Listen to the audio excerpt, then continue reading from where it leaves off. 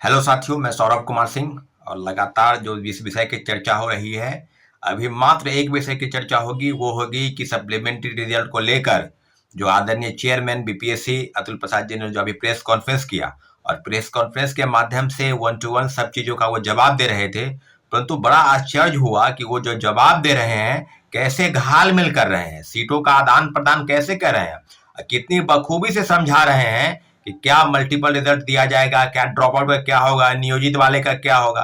तो सारे चीजों पर वो संवैधानिक तरीके से चल रहे हैं। तो आपसे हम पूछना चाहते हैं कि आप जिस पद पर बैठे हैं उस पद की गरिमा क्या है? आपने जो ट्वीट किया था उसके प्रावधान क्या है?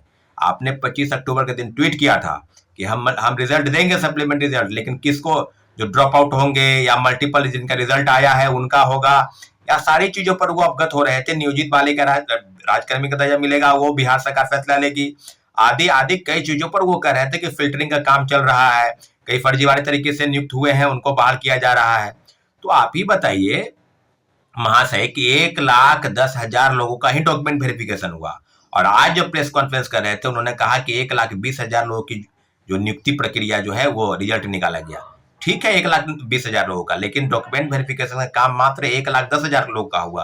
तो 10,000 पद पहले ऑलरेडी खाली रह गए। उसके बाद आपने डॉक्यूमेंट वेरिफिकेशन कराया तो कई लोगों का रिजल्ट मल्टीपल है, किसी का रिजल्ट 1 to 5 में भी है, किसी का रिजल्ट 8-9 में भी है, किसी का रिजल्ट जो है 11-12, यानी कहने का मतलब प्राथमिक से लेकर उच्चतर माध्यमिक तक सही लोगों का रिजल्ट है। तो परंतु ज्वाइन तो एक ही जगह करेगा, उससे पद रिक्त हो गए। उसके बाद ड्रॉप आउट स्टूडेंट हैं, जैसे बहुत सारे लोग हैं जो कई कई पदों पर नियुक्त हैं, कोई रेलवेज में है, कोई बैंकिंग सेक्टर में है, या कोई प्राइवेट सेक्टर में भी है। तो उनको वहां से आने में भी बहुत दिक्कत होती है, क्या क्या है नहीं है। तो सारी चीजों पर कई लोग जो है ज्वाइनिंग नहीं कर पाए और लगातार उनको अल्टीमेटम दिया जा रहा था कि आप 20 से 25, 25 से 30, नियोजित वाले की वो जो डेट है वो 7 तक बढ़ा दी गई। तो आदि आदि कई चीजों पर जो चर्चाएं हैं प्रेस कॉन्फ्रेंस के माध्यम से जो कह रहे थे कि हम रिजल्ट उन्हीं का देंगे जिनका मल्टीपल रिजल्ट आया है। तो फिर उसमें जो पद खाली है वो चीजों पर हम बताएंगे। सीटों का आंकड़ा वो नहीं बता रहे थे। अब आपके मन में बहुत सारे सवाल हैं अभ्यर्थियों के मन में कि अब रिजल्ट नहीं आएगा। इतना आप कंफर्म मान के चलिए कि सप्लीमेंट्री रिजल्ट आएगा। कब आएगा ये हम नहीं जानते हैं, ये चेयरमैन सर जानते हैं, क्योंकि जो बता रहे हैं कि हम तैयारी कर रहे हैं रिजल्ट को, जब मेरा तैयारी हो जाएगा तो रिजल्ट आ जाएगा।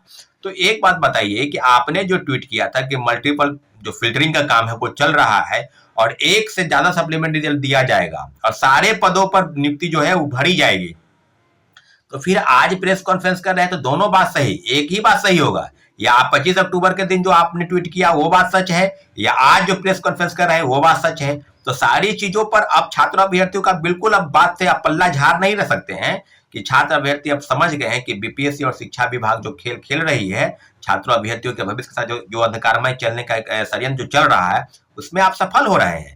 तो एक बात याद रखिएगा, सफलता किसी भी स्तर पर छात्र अभ्यर्थी आपको होने नहीं देंगे, आपको सफल नहीं होने देंगे, क्योंकि आपने जो सीटों का आंकड़ा बाजीगरी जो आपने किया है, 1,20,000 लोगों का रिजल्ट निकाल कर अभी 92,000 लोग ही ज्वाइन किए हैं, उसमें भी लगभग 40-42,000 नियोजित शिक्षक हैं, 14,000 अन्य प्रदेश के लोग हैं, कई हजार फर्जीवाड़े तरीके से नियुक्त हुए। तो आप बताइए महाशय कि आप सीटेट वाले को रिजल्ट क्यों दिए, आप डीएलएड वाले का रिजल्ट क्यों दिए?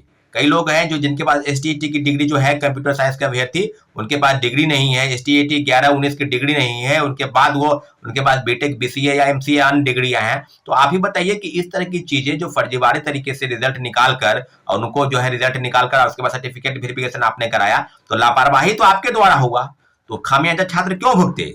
जो मेरिट वाले हैं, जो कट ऑफ को पार किए, मिनिमम जो कट ऑफ आपने तय किया उसको पार कर चुके हैं, तो फिर उसका खामियाजा छात्र अभ्यर्थी क्यों भुगते? और लगातार आप कह रहे हैं और कितने हंस के बात करते हैं, आपके सवाल पर, आपके विश्वास पर, आपने जो ट्वीट किया था उसी पर हम संज्ञान लेते हैं कि आपके बात पर कितना भरोसा किया जाए।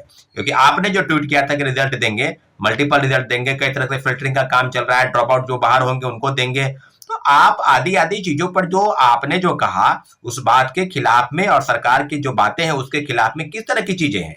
अगर शिक्षा विभाग और बीपीएससी, कल हम लोग भी गए थे तो कल हम लोग को मिलने नहीं दिया गया, उल्टे हम लोग को धमकाया जा रहा था पुलिस द्वारा।